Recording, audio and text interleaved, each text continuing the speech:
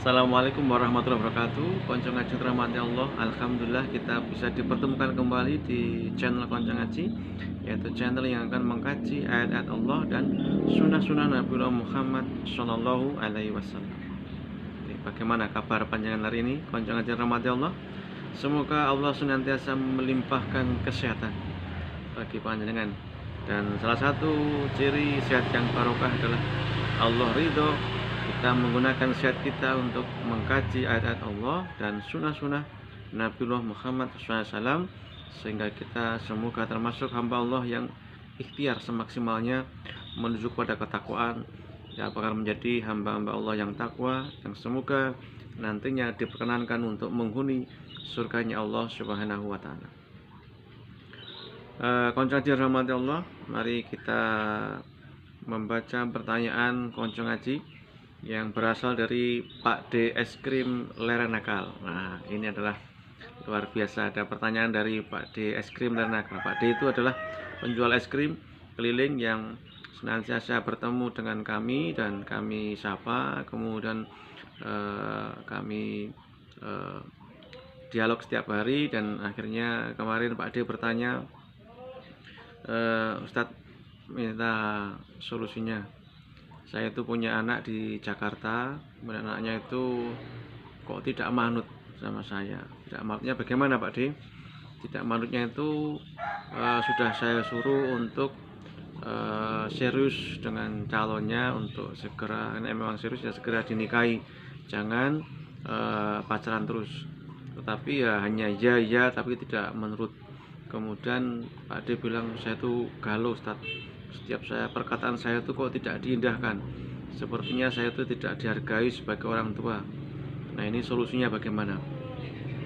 Terima kasih Pak D es krim nakal yang sudah mau sharing dengan kami, dengan channel Konco Ngaji.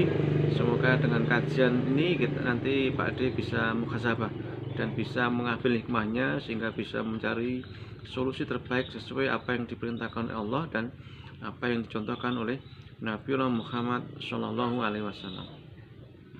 Bagaimana kabar Pak D hari ini? Semoga sehat-sehat selalu ya bersama keluarga. Mari Pak D kita ngaji bareng. Hari ini akan mengkaji mengenai pertanyaan jenengan, bagaimana ujiannya ini, kok saya diuji dengan anak di kandhani kok ndak mau gugu karpet dhewe, nek diberitahu ya hanya ya tapi ora temonjo, tidak sampai dilaksanakan, hanya ngelegani dengan kata ya. Jadi seolah-olah saya itu kok tidak dianggap sebagai orang tua. Nah, saya itu pusing karena anaknya juga jauh di Jakarta. Siap saya telepon juga kadang sulit dihubungi, kalau tidak ditelepon juga tidak nelpon. Jadi bagaimana sikap saya? Ya, solusinya begini Pak D. Mari kita buka mushaf kita di surat Al-Anfal, surat ke-8 ayatnya 28. Mari kita baca. Sudah ketemu ya di HP, dibuka surat Al-Anfal, suratnya itu surat nomor 28 ayat suratnya surat ke-8 ayatnya 28. Jadi saya ulangi, surat Al-Anfal surat ke-8 ayatnya 28. Ini sudah ketemu, mari kita baca bersama. A'udzubillahi minasyaitonirrajim. Wa'lamu annama amwalukum wa auladukum fitnah wa anallaha indahu ajrun azim. Yang artinya Pak D dan konco ngaji terhormati Allah, dan ketahuilah bahwa hartamu dan anak-anakmu itu hanyalah sebagai cobaan, dan sesungguhnya di sisi Allah ada pahala yang besar. Pahala yang besar bagaimana? Ketika nanti ada ayat yang lain yang akan kita kaji, ketika kita memberi maaf dan memberi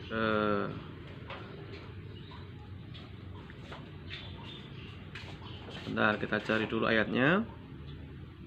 Jadi kalau nanti kita memaafkan, maka kita nanti akan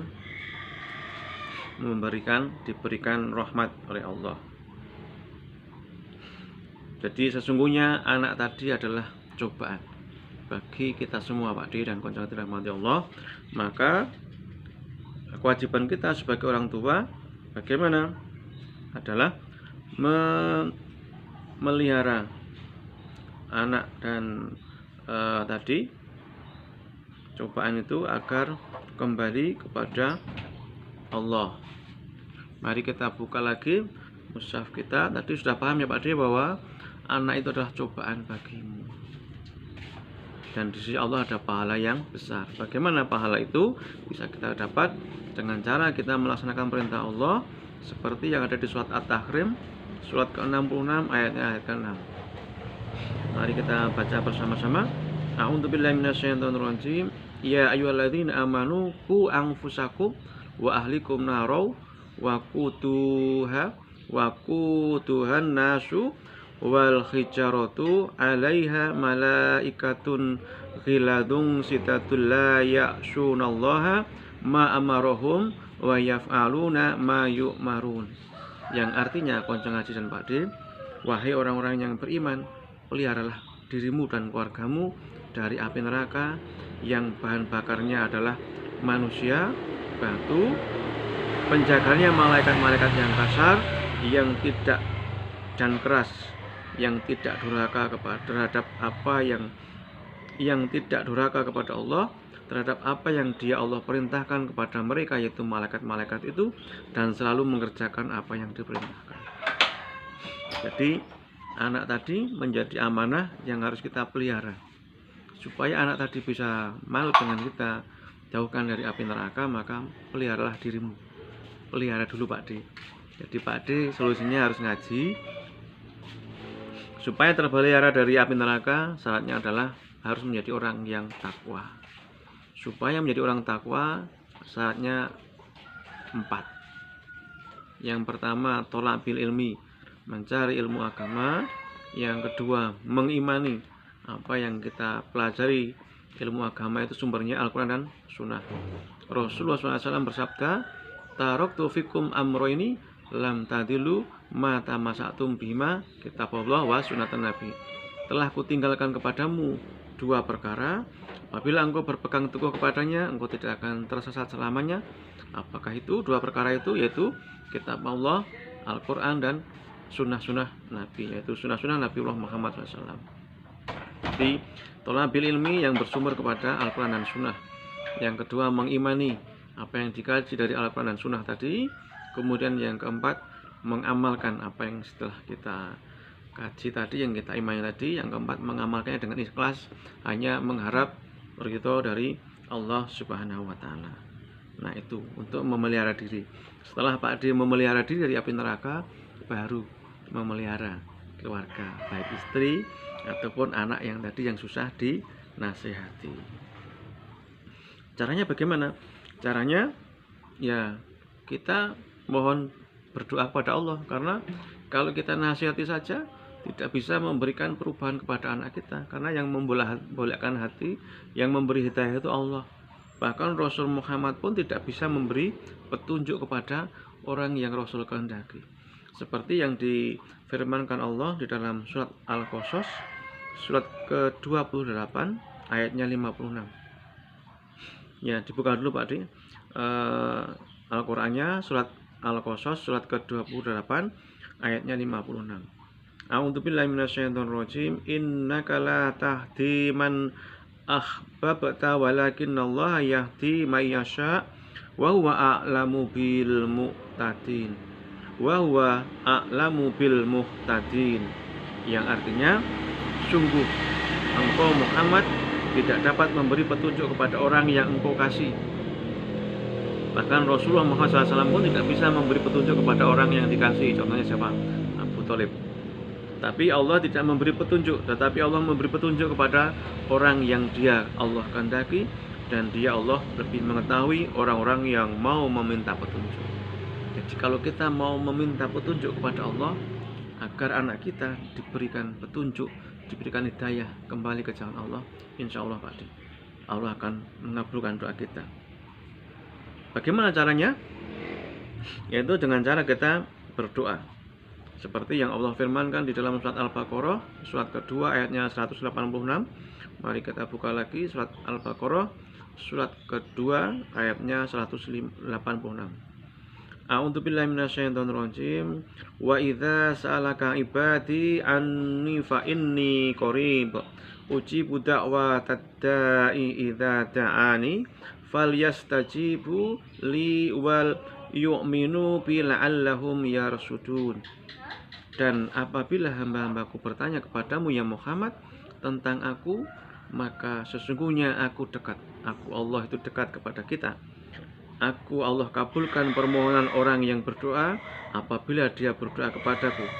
Hendaklah mereka itu memenuhi perintahku dan beriman kepadaku agar mereka memperoleh kebenaran. Jadi syarat dikabulkan doanya adalah satu, harus berdoa sungguh-sungguh kepada Allah dan mereka memenuhi perintah Allah. Apakah perintah Allah itu? Yaitu ada di dalam Al-Quran. Di sana ada perintah dan larangan. Jadi Pak D harus ngaji Al-Quran supaya tahu apa itu perintah Allah, apa larangan Allah. Bagaimana cara mengamalkan perintah dan larangan itu? Mengikuti sunnah-sunnah Nabi Muhammad SAW dengan cara ngaji sunnah-sunnah atau hadis-hadis Rasulullah Muhammad SAW. Ya, itu Pak D caranya. Jadi tetap ikhtiar saja Pak D. Jadi jangan berhenti ikhtiar tetapi juga berdoa. Nah, bagaimana cara berdoanya? Mari kita buka surat Maryam surat ke-19 ayat 1 sampai ayat ke-9. Sudah ketemu ya Pak D ya? Konco ngaji rahmati Allah. Surat Maryam surat ke-19 ayat 1 sampai ke-9. A'udzubillahi minasyaitonir rajim. Bismillahirrahmanirrahim. Kaha ya ain shad. Dzikru rahmati rabbika 'abdahu Zakariya idnada rabbahu nidaan khafiyya qala rabbi inni wahanal ngazmu minni wasta'alar ra'su say'an walam akum bidu'aika rabbi sakiyya wa inni khiftul mawaliya min warai wa kanatim ra'ati ngakirau fahabli min ladunka waliya yarisuni wa yarithu min ali Yaqub waj'alhu rabbi radiya ya Zakariya inna nubashshiruka li ghulamin ismuhu Yahya lam naj'al lahu min qablu samiyya qala rabbi anna nakunu li ghulamun wa kanatim ra'ati akiran wa qad balagtu minal kibari itiya qala kadzalik qala rabbuka huwa alayya wahi qala rabbuka huwa alayya ayinu wa qad khalaqtuka min qablu wa lam taku syai'a. Ya, ini yang artinya Pak D dan konco dirahmati Allah dari surat Maryam surat pertama. Kaha ya ain shad, hanya Allah yang tahu artinya, tidak ada satu hamba pun yang mengetahui artinya selain Allah Subhanahu wa taala. Surat yang kedua yang dibacakan ini adalah penjelasan tentang rahmat Tuhanmu kepada hambanya Nabiullah Zakaria alaihissalam, yaitu ketika dia berdoa kepada Tuhannya dengan suara lembut. Jadi Pak D harus berdoa dengan suara yang lembut.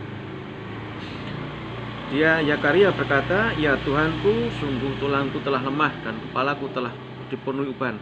Aku belum pernah kecewa dalam berdoa kepadamu, ya Tuhanku. Surat yang kedua Pak D, jangan putus asa, senantiasa tiap malam bangun untuk sholat malam atau qiyamul lail atau sholat tahajud dan berdoa. Jangan putus asa, jangan pernah kecewa sebelum doanya dikabulkan. Dan sungguh aku khawatir terhadap kerabatku sepeninggalku, padahal istriku seorang yang mandul. Maka anugerahilah aku seorang anak dari sisimu. Bahkan doanya Nabiullah Zakaria ini doa yang mustahil. Istrinya mandul, tetapi Nabi Zakaria berdoa minta diberikan anak yang akan mewarisi aku dan mewarisi keluarga Yakub, dan jadikanlah dia ya Tuhanku seorang yang diridhoi. Kemudian Allah menjawab doanya. Allah berfirman, wahai Zakaria, kami memberi kabar gembira kepadamu dengan seorang anak laki-laki namanya Yahya yang kami belum pernah memberikan nama seperti itu sebelumnya. Dia Yakaria berkata, "Ya Tuhanku, bagaimana aku akan mempunyai anak? Padahal istriku seorang yang mandul, dan aku sendiri sesungguhnya seorang yang sudah mencapai usia yang sangat tua." Jadi ini adalah dua hal yang mustahil. Istrinya mandul, bahkan Nabiullah Yakaria sudah tua, sudah ubanan, sudah tulang belulangnya itu rapuh. Kemudian Allah berfirman, qala kadzalik, Allah berfirman, demikianlah Tuhanmu berfirman, hal itu mudah bagiku. Sungguh engkau telah aku ciptakan sebelum itu, padahal pada waktu itu engkau belum pernah terwujud sama sekali. Jadi bagi Allah itu mengabulkan doa hambanya itu sangat mudah. Bahkan untuk menciptakan kita yang dulu tidak ada menjadi ada pun mudah. Dikabarkan di dalam kisah Yakaria yang mulia di dalam surat Maryam surat ke-19 ayat 1 sampai ke-9 bahwa Nabiullah Yakaria itu sudah tua. Istrinya mandul, Nabi Yakaria sudah beruban dan sudah tulang belulangnya rapuh, tetapi dengan berdoa tiap malam tanpa lelah, hanya mengharap ridho Allah, dengan diawali yaitu memperbaiki diri dengan cara thalabil ilmi agama, mempelajari Al-Quran dan Sunnah, kemudian mengimani apa yang dikaji itu, kemudian yang ketiga mengamalkan, yang keempat ikhlas dalam mengamalkan, hanya mengharap ridho Allah. Insya Allah Pak, semua ada solusinya, semua ada jalan keluarnya, dan sesulit-sulit masalah di dunia ini bagi Allah adalah mudah.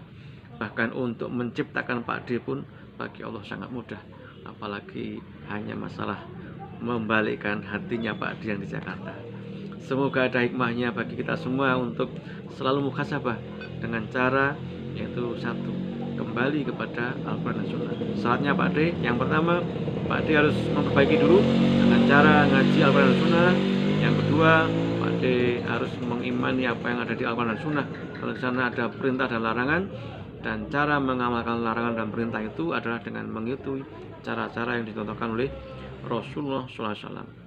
Yang ketiga, mengamalkan apa yang dikaji di Al-Quran dan Sunnah tadi. Yang keempat, ikhlas dalam mengamalkan apa yang dikaji isi Al-Quran dan Sunnah, hanya mengharap ridho Allah. Insya Allah ada jalan keluarnya dan Allah ridho kepada hamba-hambanya yang bangun malam dan tidak putus asa mengharap ridho dari Allah SWT. Sangat mudah bagi Allah untuk membolak-balikan sesuatu, bahkan untuk menciptakan kita yang tadinya tidak ada menjadi ada, bahkan untuk menciptakan langit, bumi, dan apa yang ada di antara keduanya bagi Allah adalah mudah. Hanya berucap, hanya berfirman, kun fayakun. Panteng terus channel Konco Ngaji, semoga ada manfaatnya. Assalamualaikum warahmatullahi wabarakatuh.